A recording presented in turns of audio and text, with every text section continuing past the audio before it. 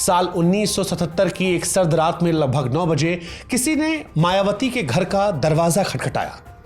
जब दरवाजा खोला गया तो सामने काशीराम खड़े थे। काशीराम से मायावती की यह पहली मुलाकात थी। काशीराम उस समय तक शहरी दलितों में एक जाना पहचाना नाम बन चुके थे। काशीराम मायावती से मिलने आए। मायावती ने उनसे कहा कि वो आईएएस ऑफिसर बनना चाहती हैं। इस पर काशीराम बोले कि वो एक बहुत बड़ी गलती कर रही है। कलेक्टर और दूसरे अधिकारी केवल सरकार चला रहे राजनीतिक पार्टियों के आदेश मानते हैं। काशीराम कहते हैं कि हालिया सालों में दलित समुदाय से कई कलेक्टर और कई बड़े अधिकारी बने, लेकिन उन्हें सही दिशा दिखाने वाले राजनेता नहीं बने। काशीराम मायावती से कहते हैं कि मैं आपको इतनी बड़ी नेता बना दूंगा कि कई कलेक्टर फाइल लेकर आपके आदेश का इंतजार करेंगे और इस तरह आप सही मायनों में दलितों की सेवा कर पाएंगे। मायावती और काशीराम के बीच लगभग 1 घंटे तक बातचीत होती है। इस 1 घंटे ने मायावती की जिंदगी की दशा और दिशा बदल दी थी। यह उनकी जिंदगी और उनके करियर में एक निर्णायक पल साबित होता है। मायावती ने काशीराम को अपना राजनीतिक गुरु बना लिया। काशीराम कुछ समय से एक ऐसा दलित नेता ढूंढ रहे थे जो उत्तर प्रदेश का रहने वाला हो और चमार जाति से आता हो, ताकि वो राज्य में उनके दलित आंदोलन को आगे ले जाने के लिए तैयार हो। उन्हें पूरा भरोसा था कि उत्तर प्रदेश उनकी सफलता की चाबी है, क्योंकि यहां दलितों और पिछड़ों को बहुत सारे अत्याचारों का सामना करना पड़ता था। उनका यह मानना था कि अगर उत्तर प्रदेश को जीत लिया गया तो पूरा देश जीतने के लिए रास्ता खुल जाएगा। लेकिन वे खुद उत्तर प्रदेश में दलित आंदोलन के लिए सबसे अच्छा चेहरा नहीं थे, क्योंकि काशीराम खुद पंजाब से आते थे और उत्तर प्रदेश में उन्हें हमेशा बाहरी नेता के तौर पर देखा जाता।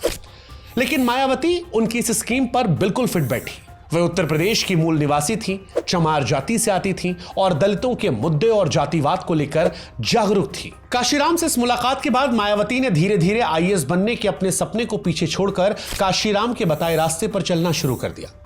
हालांकि उस दौर में उनके पिता को यह बिल्कुल पसंद नहीं आया। उन्होंने मायावती को राजनीति से दूर रहने के लिए कहा। जब वो इसमें विफल रहे तो मायावती से कांग्रेस जैसी किसी बड़ी राजनीतिक पार्टी से जुड़ने के लिए कहा। यह कहा कि अगर तुम काशीराम की बात मानोगी तो फिर पार्षद भी नहीं बन पाओगी। मायावती, उनके पिता और काशीराम के बीच ये रस्साकसी कई सालों तक चलती रही। एक दिन पिता प्रभुदास ने मायावती को राजनीतिक छोड़कर एक बार फिर से आईएएस की तैयारी करने का अल्टीमेटम दिया। मायावती के पिता ने कहा कि या तो मायावती काशीराम से मिलना जुलना छोड़कर अफसर बनने की तैयारी शुरू कर दे या फिर उनका घर छोड़ दे। बस फिर क्या था, मायावती ने सरकारी टीचर की नौकरी करते समय बचाए गए अपने पैसे और कपड़े लिए और घर को छोड़ दिया। जिस समय मायावती ने घर छोड़ा, काशीराम उस वक्त शहर से बाहर थे। मायावती उनसे कांटेक्ट नहीं कर पाई और सीधे करोल बाग में बीएएम-सीईएफ के ऑफिस पहुंच गई। जब काशीराम वापस आए तो मायावती ने बताया कि वो घर छोड़ आई हैं और अपनी जिंदगी को दलित आंदोलन को समर्पित करना चाहती हैं। काशीराम ने मायावती को रहने के लिए बीएएम-सीईएफ ऑफिस के पास अपना कमरा दे दिया, जिसमें वो खुद किराए में रहते थे। दरअसल काशीराम अक्सर दिल्ली से बाहर रहते थे। यहां पर भी मायावती ने हिम्मत दिखाई। उस वक्त किसी अविवाहित लड़की का किसी मिडिल एज आदमी के घर में रहना अपने आप को सामाजिक अटकलों में शामिल करना था। लेकिन फिर भी मायावती यहां रहने लगी और अपने साथ अपने भाई सिद्धार्थ को भी यहीं रख लिया। यहीं से दोनों के बीच में एक ऐसे रिश्ते की शुरुआत हुई जिसे लेकर काफी अटकलें, काफी गॉसिप्स फैलाई गई। लोग मायावती और काशीराम को लेकर तरह तरह की बातें करने लगे। एक बार एक पत्रकार ने देखा कि काशीराम के घर के बगीचे में एक महिला के कपड़े सूख रहे हैं। उन्होंने काशीराम से सवाल किया कि एक अविवाहित के घर पर महिला के कपड़ों का क्या काम है।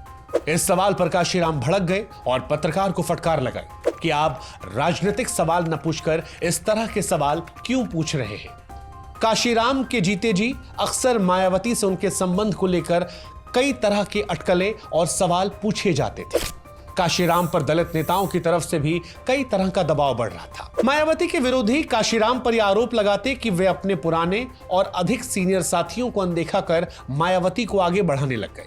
हालांकि इन तमाम चर्चाओं के बीच में मायावती ने कई मौकों पर यह कहा कि काशीराम उनके लिए बड़े भाई या फिर पिता के बराबर थे। लेकिन मायावती काशीराम को लेकर पॉजिटिव थी। जब भी कोई काशीराम के करीब आने की कोशिश करता तो मानो उन्हें खतरा महसूस होता। यह आरोप लगता कि मायावती काशीराम के सोशल सर्किल और डेली एक्टिविटीज पर निगरानी रखती थी। इससे कई बार काशीराम परेशान हो जाते। काशीराम के कई पुराने दोस्त भी मायावती को पसंद नहीं करते थे। वे उन्हें मायावती से दूर रहने को कहते थे। दूसरी तरफ मायावती धीरे धीरे काशीराम को उनके पुराने दोस्तों से दूर कर रही थी। 1970 के दशक के अंत तक काशीराम को लगने लगा कि BAMCF बहुजन समाज को लेकर उनके विजन को पूरा नहीं कर सकता। उन्हें यह लगने लगा कि पढ़े लिखे दलितों को इकट्ठा करने भर से कुछ भी नहीं होने वाला।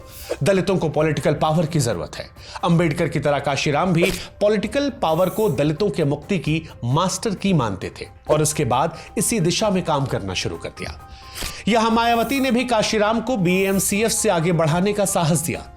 अगर मायावती नहीं होती तो शायद काशीराम BAMCF को छोड़ नहीं पाते। दलितों को एकजुट करने के लिए काशीराम ने 1980 में अंबेडकर ऑन व्हील्स नाम से एक अभियान शुरू किया। इसमें अंबेडकर के जीवन, उनके विचारों के बारे में बताया जाता और दलितों के साथ होने वाले अत्याचार, प्रताड़ना को भी दिखाया जाता। ये एक कामयाब अभियान था। इसके कामयाबी में मायावती का अहम योगदान माना जाता है। इसी बीच 1980 में मंडल कमीशन के चलते पिछड़ी जातियां मोबिलाइज हो रही थी। इससे काशीराम के आंदोलन को काफी मदद मिलती है। 1981 के आखिर में काशीराम ने दलित शोषित समाज संघर्ष समिति बनाई।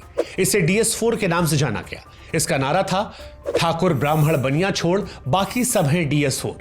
इसी तरह इनके कार्यकर्ता प्रचार के दौरान तिलक, तराजू और तलवार, जूते मारो इनको चार, ऐसे कई नारे लगाने लगे जिन पर बाद में कई तरह के विवाद हुए। DS4 दरअसल एक राजनीतिक पार्टी नहीं थी। इसका उद्देश्य दलितों, पिछड़ों और अल्पसंख्यकों को साथ में लाना था। DS4 के बाद 14 अप्रैल साल 1984 को दिल्ली में बहुजन समाज पार्टी को लॉन्च किया गया। इसकी लॉन्चिंग से पहले DS4 के नेताओं, कार्यकर्ताओं ने देश भर में लगातार 100 दिनों तक साइकिल से घूमकर अभियान चलाया, जिसमें 7,000 से अधिक सभाएं आयोजित की गई। लेकिन पार्टी की लॉन्चिंग को ज्यादा सुर्खियां नहीं मिली, क्योंकि उस वक्त देश में operation blue star, Bhopal gas त्रासदी, इंदिरा गांधी की हत्या और सिख विरोधी दंगे जैसे कई प्रमुख घटनाएं हो रही थी। इसी साल हुए लोकसभा चुनाव में काशीराम और मायावती ने अपना पहला चुनाव लड़ा। मायावती पश्चिमी उत्तर प्रदेश की कैराना सीट से मैदान में उतरती है। तब तक BSP को चुनाव आयोग से मान्यता नहीं मिली थी, इसलिए दोनों नेता निर्दलीय उम्मीदवार के तौर पर लड़ते हैं। लेकिन इस चुनाव में मायावती और काशीराम दोनों ही चुनाव हार जाते हैं। अगले साल उत्तर प्रदेश के रिजर्व बिजनौर सीट पर लोकसभा उपचुनाव में मायावती एक बार फिर चुनाव में उतरती है। यहां पर उनका मुकाबला जगजीवन राम की बेटी मीरा कुमार और उभरते दलित नेता रामविलास पासवान के साथ था। मीरा कुमार ये चुनाव जीत गई। मायावती यहां तीसरे स्थान पर रही, लेकिन इस बार कांग्रेस के साथ रहे दलितों ने मायावती को वोट दिया था। मई 1987 में मायावती ने तीसरी बार अपनी सियासी किस्मत को आजमाया और हरिद्वार की रिजर्व लोकसभा सीट से उपचुनाव लड़ी। अब तक BSP को चुनाव आयोग से मान्यता मिल चुकी थी और मायावती के पार्टी के सिंबल हाथी पर चुनाव लड़ा गया। लेकिन इस बार भी मायावती को हार का सामना करना पड़ा। हालांकि उनको मिलने वाले वोटों की संख्या 1,30,000 को पार कर गई थी। ये वही चुनाव था जिसमें रामविलास पासवान की जमानत जब्त हो गई थी और इसके बाद रामविलास पासवान कभी भी उत्तर प्रदेश से चुनाव नहीं लड़ते हैं। BSP एक के बाद एक चुनाव लड़ती गई। मायावती गांव-गांव जाकर प्रचार करती रही। मायावती को देखकर ग्रामीण महिलाएं अचंभित हो जाती। मायावती और काशीराम ने पिछड़ी जातियों और अल्पसंख्यकों को भी अपने साथ जोड़ने की कोशिश की। पिछड़ी जातियों को अपने साथ करने के लिए मंडल कमीशन की रिपोर्ट को लागू करने की मांग करते हुए अभियान चलाए। इसके अलावा वो मुस्लिम गांवों और बस्तियों में जाकर मुस्लिमों से दलितों के साथ जुड़ने को कहती। उनकी इस मेहनत का असर भी दिखने लगा। 1989 लोकसभा चुनाव में BSP ने पहली बार अपना खाता खोला और उसे 3 सीटों पर जीत मिल गई। पार्टी 245 सीटों पर लड़ी थी और उसे देश भर में 2.7% वोट मिले। BSP के सफर में यह एक छोटा लेकिन अहम पड़ाव था। बिजनौर में मायावती को 1,83,000 वोट मिले और जनता दल के उम्मीदवार को 10,000 से अधिक वोटों से हराया। इसके बाद मायावती पहली बार लोकसभा पहुंचती हैं। 33 साल की मायावती संसद में किसी को जानती नहीं थी, लेकिन वे संसद के नियम सीखने के लिए पूरी तरह से आतुर थी। अन्य सांसदों को देखकर मायावती भी लोकसभा के वेल में आ जाती। यहां उनके मुद्दे मुख्य तौर पर दलितों पर अत्याचार को लेकर रहते। संसद में मायावती का रवैया देखकर कई नेताओं को उस वक्त यह लगता था कि वो संसदीय बहस का स्तर गिरा रही है।